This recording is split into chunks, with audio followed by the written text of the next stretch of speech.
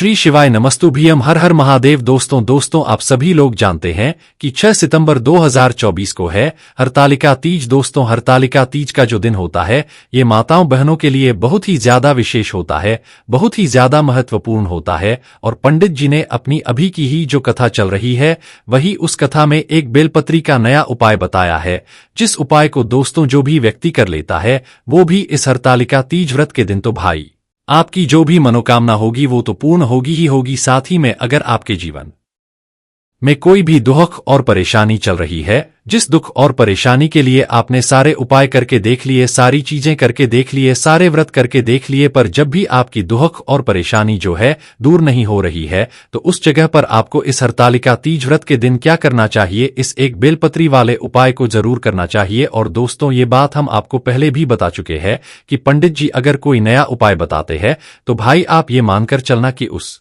उपाय को अगर आप लोग सबसे पहले करोगे, जितना हो सकता है उतना जल्दी करोगे, तो आपको उस उपाय को करने का फल बहुत ही जल्दी और बहुत बड़ा होकर मिलेगा। इसलिए दोस्तों इस एक बेलपत्री वाले उपाय को हम आप लोगों को इस वीडियो में बताने वाले हैं कि हरतालिका तीज व्रत के दिन इस उपाय को आप लोगों को कैसे करना है। और ये उपाय पंडित जी ने अपनी अभी की जो कथा चल रही है गुरुग्राम हरियाणा में भाई वहीं पर जो है यहाँ पर ये उपाय बताया गया है, ठीक है। तो इसीलिए आप सभी लोगों को इस हरतालिका तीज व्रत के दिन ये वाला उपाय जरूर करना है, ठीक है। तो इस उपाय में आपको क्या करना है वो हम लोग जानते हैं, उस हम आपको ये बता देते हैं कि हरतालिका तीज का व्रत जो होता है वो साल में सिर्फ एक बार आता है, इसलिए इस दिन को नहीं छोड़ना चाहिए, क्योंकि ये दिन भी भगवान शिव और माता पार्वती जी का होता है। इस दिन भगवान शिव और माता पार्वती जी को प्रसन्न करने का एक बहुत ही अच्छा मौका होता है और किसी भी उपाय को करने का भी एक बहुत ही बड़ा और अच्छा मौका होता है, ठीक है, क्योंकि इस दिन भगवान हमसे बहुत जल्दी प्रसन्न होते हैं ना। और दोस्तों ये जो व्रत होता है ये कठिन व्रतों में से एक होता है, क्योंकि इसमें हमें निराहार रहना पड़ता है, बिना जल के बिना पानी के रहना पड़ता है। हम 24 कुछ भी ग्रहण नहीं कर सकते, यहां तक कि जल भी ग्रहण नहीं कर सकते। पर दोस्तों वहीं पर एक बात और निकल कर आती है कि कई सारी माताएं बहनों का ये प्रश्न निकल कर आया है कि भाई हमारी थोड़ी अभी तबीयत खराब है, क्या हमें कोई दिक्कत परेशानी है जिसकी वजह से हम इस व्रत को जो है पूर्ण रूप से नहीं कर पा रहे हैं, तो उस जगह पर हम क्या करें? क्या भगवान हमसे नाराज होंगे? और ये बात आप सभी लोग जानते ही हैं कि भाई जो हरतालिका तीज का व्रत होता है वो छोड़ा नहीं जाता है ना। तो आप लोग हमेशा से भले ही अपना जो हरतालिका तीज का जो व्रत भाई वो करते आ रहे हो, और इस बार अगर आपको कोई दिक्कत हो तो बस आप ये कर लो कि भाई आपके शरीर की जितनी क्षमता हो आप उस तरीके से जो है इस व्रत को रखो, क्योंकि ये जो व्रत है ये बिना पानी के, बिना जल के, बिना अन्न के रखा जाता है ना। तो भाई आपके शरीर के अंदर जितनी अभी क्षमता हो, आपकी तबीयत खराब हो रही हो या आपको कोई और परेशानी हो, आपको कोई और दिक्कत हो, तो भाई उस जगह पर आप अपने शरीर की क्षमता अनुसार जो है इस व्रत को रखे, पर व्रत जरूर रखे, ठीक है। क्योंकि दोस्तों ये हरतालिका तीज का जो व्रत होता है ये छोड़ा नहीं जाता और हमेशा रखा जाता। शरीर की जितनी क्षमता है आप उस क्षमता के अनुसार इस व्रत को जरूर रखे है ना। उसके बाद में दोस्तों इस दिन जो सबसे बड़ी और महत्वपूर्ण चीज होती है वो होती है फुलेरा। और पंडित जी ने अपनी अभी की कथा में इस उपाय को तो बताया था जो कि हम आपको बताने वाले हैं,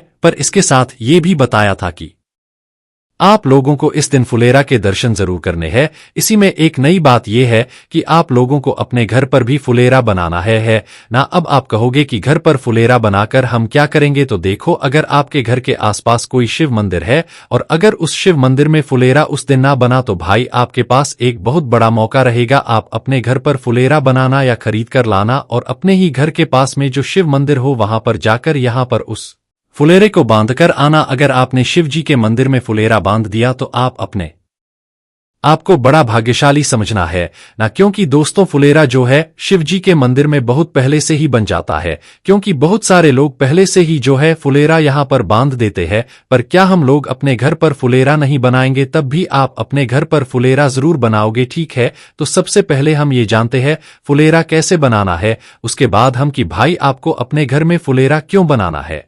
तो भाई फुलेरा बनाने के लिए सबसे पहले आप या तो कोई चौकोर एक आकार ले लो, लकड़ी का कोई चौक और आकार बना लो, या कुछ गोल चीज ले लो। गोल चीज में आप चूड़ी भी ले सकते हो, पर लकड़ी की कोई चीज होगी तो भी ज्यादा अच्छा रहेगा।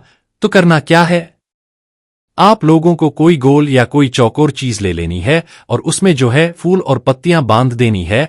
जो गोल या चौकोर आपने चीज ली है ना, उसमें भी फूल और पत्तियों को आप लोगों को घुमा घुमा कर बांध देना है। उसके बाद में उस गोल या जो आपने मतलब जो लिया है भाई, उसके नीचे आप लोगों को जो है लड़ियां लटकानी है। किस चीज की? फूल और पत्तियों की है ना। फुलेरे में फूल भी होना बहुत जरूरी है और पत्तियां होना तो बहुत जरूरी से भी जरूरी है ना। तो क्या करना है, आप लोगों को जितनी भी आपके पास फूल है अलग अलग तरह के भाई, उन फूलों की आपको माला बनानी है। और जो भी आपके वृक्ष की पत्तियां होती है भाई, अलग अलग वृक्ष की पत्तियां आप लोगों को तोड़कर आनी है और उस फूल में आप लोगों को यहां पर लगाते जाना है। ठीक है, मतलब उस माला की लड़ियों में आप लोगों को जाना है। तो जैसे ही आप लोगों की माला तैयार होती है, आप लोगों को अपने उस चौक और आकार में क्या करना है, मालाओं को या लड़ियों को बांधते जाना है। कम से कम आप लोगों को 5 लड़ियां यहां पर अपने उस फुलेरे में बांधनी है और 5 से ज्यादा भी बांध सकते हो, पर 5 से कम नहीं बांध सकते, इस बात का ध्यान रखना। और दोस्तों, हम आपको ये बात भी बता दें कि जरूरी नहीं है कि आपको बड़ा फुलेरा बनाने की जरूरत है। आप छोटा फुलेरा भी बनाओगे, भगवान को प्रसन्न करने के लिए वो बहुत ज्यादा प्रसन्न हो जाएंगे। छोटे से छोटा फुलेरा भी आप लोग बना सकते हो। अब हमने आपसे कहा था कि अगर आप शिवजी के मंदिर में नहीं बांध सकते तो आप अपने घर में क्या करोगे फुलेरा बनाकर? तो देखो, इस दिन फुलेरा का मात्र दर्शन करने से ही भगवान बहुत प्रसन्न होते हैं और आप अपने हाथों से फुलेरा बनाओगे तो भगवान और ज्यादा प्रसन्न होंगे। अब रही घर की बात, तो भाई आपके घर में भी एक शिवलिंग होगा। सब कहोगे कि हाँ बिल्कुल है। तो भाई उस शिवलिंग के लिए फुलेरा कौन बनाएगा?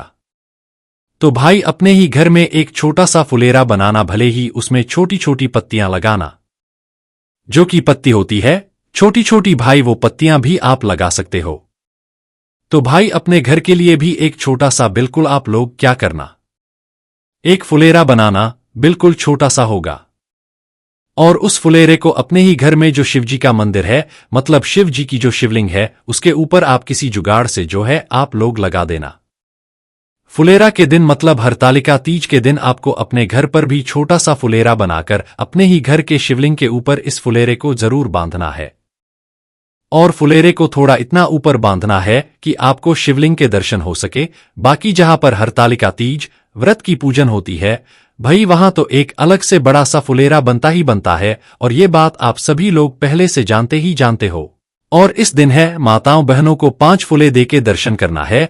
और इसके अलावा दोस्तों, 5 वृक्ष की अलग अलग पत्तियां जो होंगी वो भी अपने साथ में लेकर जाना है। और जहां पर आप लोगों की हरतालिका तीज व्रत की पूजन हो रही है, वही वहां पर जो है 5 वृक्ष की अलग अलग पत्तियां आपको भगवान शिव जी पर चढ़ानी है अपनी मनोकामना करते हुए। इससे भगवान बहुत जल्दी प्रसन्न होते हैं। ठीक है, तो अब बारी आती है भाई उस उपाय की, जिस उपाय के बारे में आप सभी लोग जानना चाहते हैं, जो कि बेलपत्री वाला उपाय है, जो कि पंडित जी ने अपनी अभी की कथा में इस हरतालिका तीज व्रत के दिन के लिए बताया हुआ है। ठीक है, तो देखो, उपाय के लिए एक बात का ध्यान रखना, ये उपाय सभी लोग कर सकते हैं अपनी मनोकामना पूर्ति के लिए, जीवन से दुख और परेशानी को दूर करने के लिए, अपने किसी भी काम को पूरा करने के लिए है ना। तो भाई करना क्या है, सबसे पहले आपको इस उपाय में एक बेलपत्र लेना है ना। देखो, इस उपाय को आप भगवान शिवजी के मंदिर में जाकर भी कर सकते हो और शाम के समय, रात्रि के समय जहां पर आप लोग पूजन करने वाले हो वहां पर भी कर सकते हो। जहां पर आपको इस दिन शिवलिंग मिलेगा वहां पर आप अपना ये वाला उपाय कर सकते हो। कोई दिक्कत वाली बात नहीं है, पर करना एक ही बार है, 2 बार भी कर सकते हो, पर आपका जैसा मन आप ऐसा कर लेना। तो करना क्या है, इस उपाय में सबसे पहले आपको एक बेलपत्र की यहां पर आवश्यकता पड़ने वाली है। उसके बाद में आपको थोड़ा सा पीले चंदन की आवश्यकता पड़ने वाली है। तो थोड़ा सा पीले चंदन कागज की पुड़िया में बांधकर लेकर चले जाना। थोड़ा सा पीला चंदन और थोड़ा सा लाल चंदन, सिर्फ ये दोनों चीजें लेकर और अपनी एक बेलपत्र लेकर चले जाना।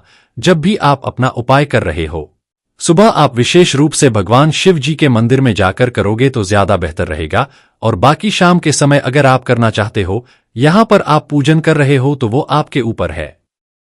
तो जैसे ही आप इस उपाय को करने के लिए पहुंचते हो तो करना क्या है, सबसे पहले सुबह के समय अगर जा रहे हो तो कम से कम अपने साथ में भगवान शिवजी के मंदिर में एक लोटा जल चढ़ाने के लिए, इसके अलावा जो भी पूजन सामग्री है वो सारी चीजें आप लोग लेकर जा सकते हो। इससे भगवान और ज्यादा प्रसन्न होते हैं। उपाय करने जाओ तो भाई अपने साथ में कुछ पूजन सामग्री शिवजी पर चढ़ाने के लिए जरूर लेकर जाओ। तो करना क्या है, सबसे पहले आप लोगों को जाकर अपनी पूजन अर्चना करना है। और शाम के समय की बात करें तो भाई अपनी शाम के समय भी अगर आप शिवजी के मंदिर जा रहे हो तो एक घी का दीपक जलाकर अपने इस वाले उपाय को कर सकते हो है ना। तो करना क्या है, आप लोगों को सबसे जो है भगवान शिवजी के मंदिर जाकर अपनी पूजा अर्चना कर लेना है। पूजन अर्चना करने के बाद शिवजी के पास में बैठ जाना है, भगवान के दर्शन कर लेना है। उसके बाद में अपनी जो बेलपत्र है उसे अपने सामने यहां पर आप लोगों को निकाल लेना है। भाई अपनी बेलपत्र का जो चिकना भाग्य है वो आपको दिखना चाहिए। इस तरीके से आपको अपनी बेलपत्र अपने सामने रख लेनी है। अब जो आपकी बेलपत्र की कितनी पत्ती है, 3 पत्तियां है, जिसमें से एक बीच वाली बड़ी पत्ती है और साइड की 2 पत्तियां है और नीचे बेलपत्र की डंडी है।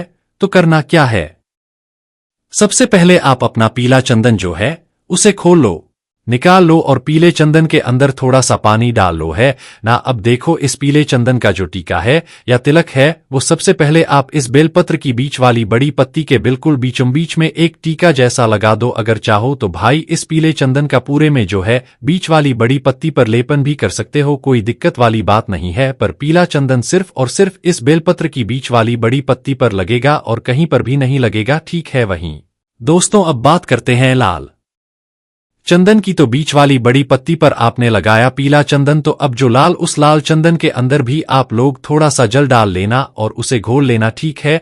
लाल चंदन के अंदर जल डालकर घोल कर अब आप लोगों को जो ये लाल चंदन है इसका टिका जो है बेलपत्र की नीचे की 2 साइड की पत्तियों पर लगाना है, ठीक है। चाहो तो टिका लगा देना और चाहो तो इन दोनों पत्तियों पर पूरे में लाल चंदन से लेपन कर देना है, ठीक है। तो बीच वाली बड़ी पत्तियों पर हमने क्या लगाया, पीला चंदन है ना, टिका भी लगा सकते हो और पूरे में लेपन कर सकते हो। अगर बीच वाली बड़ी पत्ती पर टिका लगाया तो दोनों नीचे की दोनों पत्तियों पर भी टिका लगाना लाल चंदन से, और बीच वाली पत्ती पर लेपन कर रहे हो तो नीचे की पर भी आप लोग लेपन करना है। तो करना क्या है, बीच वाली बड़ी पत्ती पर पीला चंदन, नीचे की जो साइड की दोनों पत्तियां हैं उस पे लाल चंदन लगाने के बाद अब आपको मात्र करना यह है कि भगवान शिव जी की जलाधारी किस तरफ होती है, यहां पर उत्तर दिशा की तरफ। तो भाई आपको खड़े होना है दक्षिण दिशा में और उत्तर दिशा की तरफ मुख करना है, समझ गए आप लोग। दक्षिण दिशा में खड़े होना है और उत्तर दिशा की तरफ मुख करना है, मतलब भगवान शिव जी की जो पीछे की साइड में एक जगह होती है भाई वहां पर खड़े होकर आपको भी अपना मुख जलाधारी इस तरफ होती है शिवलिंग की उस तरफ कर लेना है। और फिर आप लोगों को अपनी ये जो बेलपत्र है इसे भगवान शिव जी की शिवलिंग के ऊपर चढ़ाना है। कैसे चढ़ाना है, जो बेलपत्र की डंडी होगी वो भी उत्तर दिशा की तरफ होगी। किस तरफ होगी, उत्तर दिशा की तरफ होगी। जिस तरफ आपने बेलपत्री का मुख यहां पर, मतलब जिस तरफ आपने अपना मुख किया हुआ है उत्तर दिशा की तरफ। जिस तरफ शिवलिंग की जलाधारी होती है ना वो उत्तर दिशा ही होती है, इसलिए जो है ये जो बेलपत्र आप चढ़ाने वाले हो इसका चिकना भाग भी जो है जैसे बेलपत्र शिवलिंग पर चढ़ती है उल्टा होकर वैसे ही आप लोगों को इसमें कोई अलग बात नहीं है। और जो बेलपत्र की डंडी है भाई उस बेलपत्र की डंडी का मुख भी आप लोगों को उत्तर दिशा की तरफ करके ही जो है तुमरुकेश्वर महादेव जी का नाम लेते हुए इस बेलपत्र को शिवलिंग के ऊपर समर्पित कर देना है। कौन सा नाम लेना है, कौन से महादेव का नाम लेना है, तुमरुकेश्वर महादेव का नाम लेना है।